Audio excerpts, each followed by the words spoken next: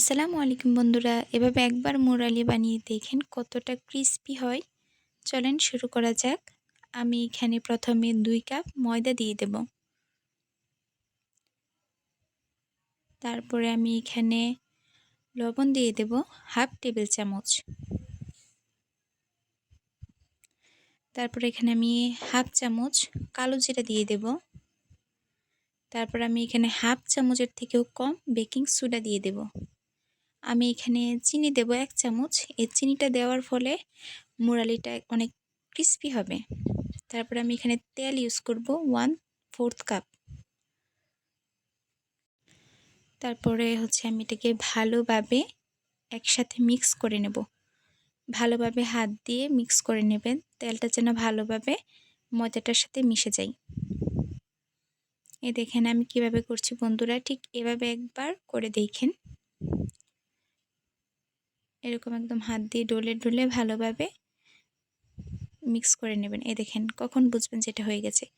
একটা মুঠ করলে দেখবেন ভেঙে যাবে, ধরলেই তখন বুঝবেন যেটা হয়ে গেছে। তারপর আমি এখানে প্রথমে 1/3 কাপ পানি দিয়ে দেব। 1/3 কাপ পানি নেব।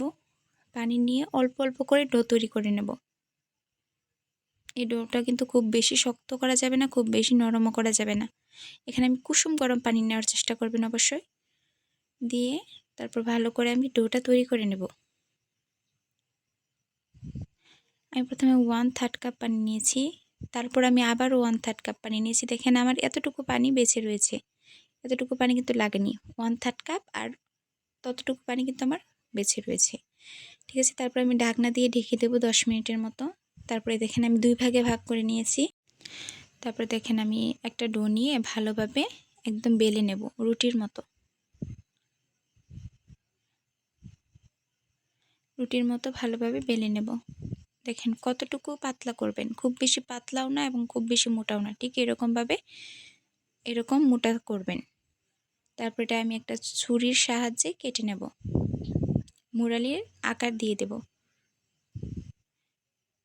একটা চাকুর সাহায্যে আমি ভালোভাবে কেটে নেব। দেখেন আমি কীরকম সাইজের করছি, ঠিক এরকম সাইজের করবেন।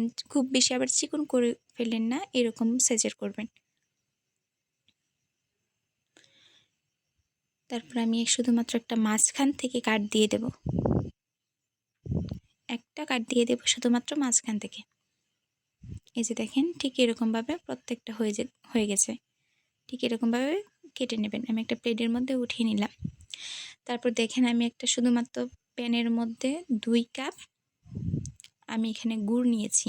গুড় দিয়ে খেতে কিন্তু খুব বেশি ভালো লাগে, এজন্য আমি গুড় দিয়েছি। আপনারা চাইলে চিনি দিয়েও করতে পারেন। এবং হাফ কাপ আমি এখানে পানি দিয়েছি। পানি দিয়ে আমি এক সাইডে রেখে দিয়েছি। তারপর আমি একটা কড়াইয়ের মধ্যে তেল গরম করে নেব। তেলটা খুব বেশি গরম করবেন না। তেলটা যখন হালকা কুসুম গরম হবে ঠিক তখনই আমি মুরালিগুলো দিয়ে দেব। দিয়ে এটাকে আমি ভালোভাবে ভেজে নেব। দেখেন আস্তে আস্তে কিন্তু এটার কালার চেঞ্জ হচ্ছে। এরকম খুব বেশি নাড়াচাড়া করবেন না, জাস্ট হালকা আলতোভাবে এক সাইড দিয়ে নাড়াচাড়া করে দেবেন। ঠিক আছে, এরকমভাবে ভেজে নেবেন। চুলার আঁচটা কিন্তু মিডিয়ামে রাখবেন অবশ্যই। ঠিক আছে, এরকমভাবে ভেজে নেবেন। তারপর আমি ওই গুড় আর পানি দিয়ে শিরা তৈরি করে নেব।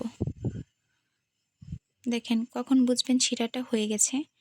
একটা বাটির মধ্যে পানি নেবেন এবং এই যে দেখেন খুব সহজভাবে এরকম হাত দিয়ে উঠানো যায়, ঠিক তখন বুঝবেন যে শিরাটা হয়ে গেছে। তখন মুরালিটা দিয়ে দেবেন। বন্ধুরা এখন একটু কষ্ট করার জিনিস, যারা নতুন তাদের জন্য অবশ্যই এটাকে ভালোভাবে নাড়াচাড়া করবেন। নাড়াচাড়া করে গিয়ে কি এখানে কিন্তু একটু কষ্ট হবে।